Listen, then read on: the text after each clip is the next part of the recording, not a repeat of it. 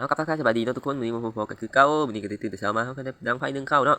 เขาก็ดังไฟกับไฟมันยังลุกแห้งเนาะมันสิรวมมวยเขาก็ยังไม่ได้เอามวยมาค้างใช่เนาะแต่ว่าวันนี้ก็ล้มแห้งคือเก้าเนาะวันนี้ก็คือล้มแห้งแห้งเนาะคือเดือนสองเดือนสามนี่เลยนะล้มก็แห้ง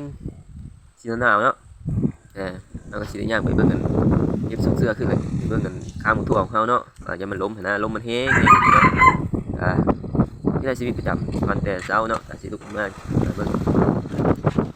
ผู้ของพักเนาะที่ไปเบิ่งลมกับเบิ่งคือเดือนสองเดือนสามมันแห้งเนาะ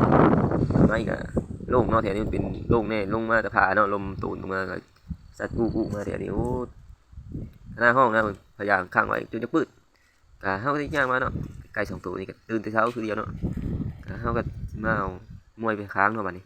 ว่าไผ่มันยอมลงเลยนะเพราะเขาใช้พืชหลายเนาะลมกับแห้งทางมากับมันคือสีลูกแห้งเนาะเอาเพราะว่าเขาดังพื้นเนาะยังไม่ดังแก๊สคือเขาเนาะประหยัดเนี่ยนะเพราะไม้กระบุอึดเนาะเขาก็ไปหาเลื่อยมาเลื่อยไก่เลื่อยงานมาจะหาเลื่อยไม้มาดังไผ่น้ำเขาก็ได้เอาผ้าหม้ออันลงไปเนาะ